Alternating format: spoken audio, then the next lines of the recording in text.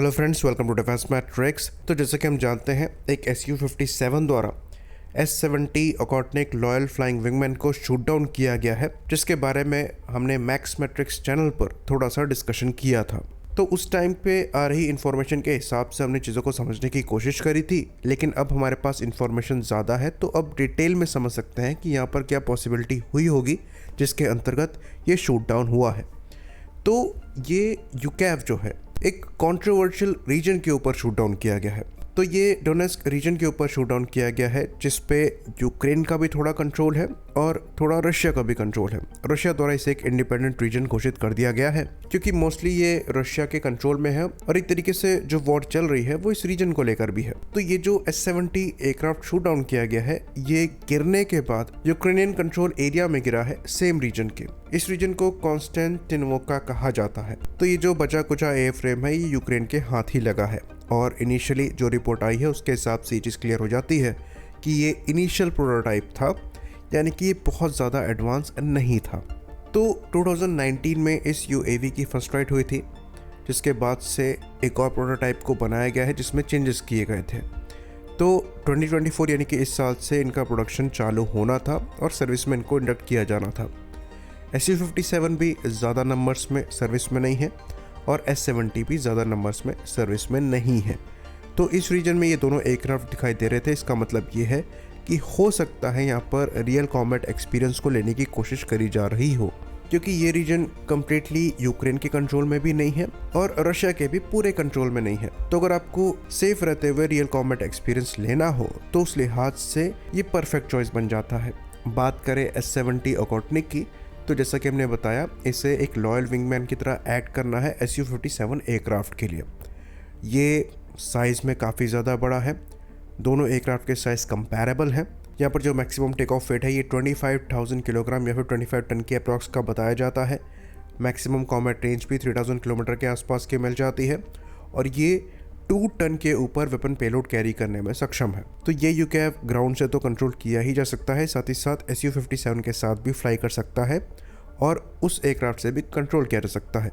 तो जैसा कि कल हमने मैक्स मैट्रिक्स के वीडियो में डिस्कस किया था, तो ये जो Su-57 है, ये एक सिंगल सीटर एयरक्राफ्ट है, यानी कि इस ड्रोन को कंट्रोल करने के लिए Su-57 में कोई रियर सीट नहीं है जहां पर दूसरा वेपन सिस्टम ऑफिसर बैठकर इस डेडिकेटेड रोल को निभाते हुए कमांड दे। इसलिए जो कनेक्शन है Su-57 में और S-70 में, इसके लिए जो डेटा लिंक यूज़ किया जाता है, इसमें आर्टिफिशियल इंटेलिजेंस का काफ़ी ज़्यादा उपयोग किया गया है। यहाँ पर जो डेटा लिंक है, इसे S111 कहा जाता है। तो जैसा कि हमने बताया, अभी भी यहाँ पर टेस्टिंग चल रही है और ये एक्चुअली ओल्डर प्रोटोटाइप था जो कि Su-57 के साथ रियल कॉम्बैट सिनेरियो में फ्लाई कर रहा था। एक चीज़ यहाँ पर काफ़ी इंटरेस्टिंग है, वो ये है कि ये उस रीजन के ऊपर फ्लाई कर रहा था जो कि यूक्रेनियन कंट्रोल्ड है, यानी कि यहाँ पर यूक्रेन के एयर डिफेंस सिस्टम्स भी होंगे। लेकिन इस ड्रोन को इंगेज किया गया था एक फ्रेंडली फायर में, जिसमें Su-57 ने R-73 के लेटेस्ट वर्जन को यूज़ करते हुए इस यूकैव को शूट डाउन किया। तो एक तरीके से आपको सक्सेस दिखती है कि कंटेस्टेड एयर स्पेस में ये दोनों प्लेटफॉर्म फ्लाई कर रहे थे। दूसरी जगह पर आपको ये दिखता है कि यहाँ पर फ्रेंडली फायर करके इस प्लेटफॉर्म को शूट डाउन भी किया गया है। तो मोस्ट प्रोबेबल कॉज यहाँ पर कम्युनिकेशन लैक हो सकता है, यानी कि हो सकता है ये यूकैव कंट्रोल के बाहर चला गया हो। तो क्योंकि यहाँ पर जो डेटा लिंक है ये काफ़ी ज़्यादा कॉम्प्लिकेटेड है, तो उसमें भी इश्यूज आ सकते हैं। साथ ही साथ एक और जो थ्योरी निकलकर सामने आ रही है, ये इलेक्ट्रॉनिक वॉरफेयर की आ रही है। ये भी कहा जा रहा है कि हो सकता है यूक्रेन द्वारा इलेक्ट्रॉनिक जैमिंग टेक्निक्स को इस्तेमाल किया गया हो, जिसके अंतर्गत जो कम्युनिकेशन है वो इस ड्रोन के साथ फेल हो गई हो और मजबूरी में इस ड्रोन को छोड़ना पड़ा हो, जिससे पहले ही इस ड्रोन को डिस्ट्रॉय करना बेहतर समझा गया।